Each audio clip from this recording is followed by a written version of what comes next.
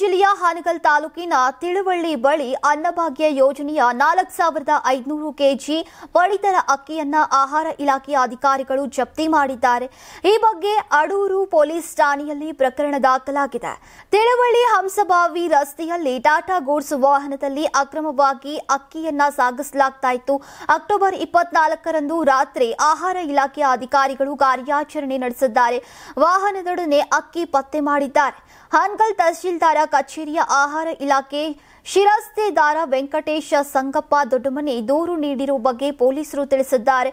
100 ಚೀಲಗಳಲ್ಲಿ ತುಂಬಿದ್ದಂತಹ 1.30 ಲಕ್ಷ ಮೌಲ್ಯದ 4500 ಕೆಜಿ ಪಡಿತರ ಅಕ್ಕಿಯನ್ನ ಜಪ್ತಿ ಮಾಡಲಾಗಿದೆ. ಆರೋಪಿಗಳು ಎನ್ನಲಾದಂತಹ ಅಕ್ಕಿ ಆಲೂರಿನ ಅನಿಲ್ ಕುಮಾರ್, ಕರಿಬಸಪ್ಪ ಮಾಳಗಿ ಹಾಗೂ ಬಂಕಾಪುರದ ಸುರೇಶ್ ಎಂಬುವರ ವಿರುದ್ಧ ಪ್ರಕರಣ ದಾಖಲಿಸಿಕೊಳ್ಳಲಾಗಿದೆ. ಚಾಲಕ ವಾಹನ ಬಿಟ್ಟು ಅಲ್ಲೇ ಪರಾರಿಯಾಗಿದ್ದಾನೆ.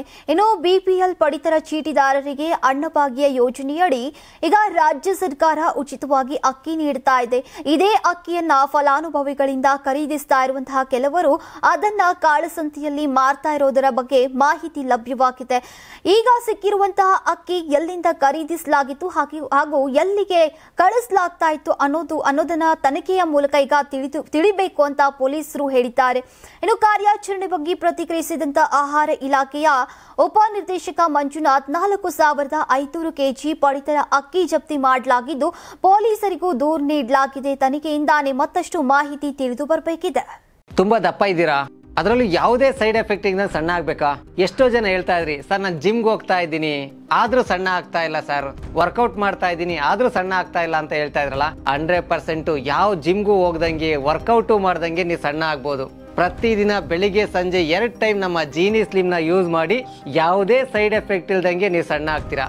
ಯಾಕೆಂದ್ರೆ ಜೀನಿ ಸ್ಲಿಮ್ ಒಂದು ಉತ್ತಮ ಆಹಾರ. ನಿಮಗೆ ಮಾಧ್ಯಮದಲ್ಲಿ ಕೆಲಸ ಮಾಡುವ ಆಸಕ್ತಿ ಇದೆಯಾ? ಹಾಗಾದ್ರೆ ಕರ್ನಾಟಕ ಟಿವಿ ಡಿಜಿಟಲ್ ಮೀಡಿಯಾದಲ್ಲಿದೆ ನಿಮಗೆ ಒಳ್ಳೆಯ ಅವಕಾಶ. ಆಯ್ಕೆಯಾದವರಿಗೆ ಉಚಿತ ತರಬೇತಿ ಕೊಡ್ತೀವಿ. ತರಬೇತಿ ನಂತರ ಕೆಲಸ ಮಾಡುವ ಅವಕಾಶನೂ ಕೊಡ್ತೀವಿ. ಈ ಕೂಡಲೇ ನಿಮ್ಮ ಮಾಹಿತಿಯನ್ನ ಮೇಲ್ ಮಾಡಿ.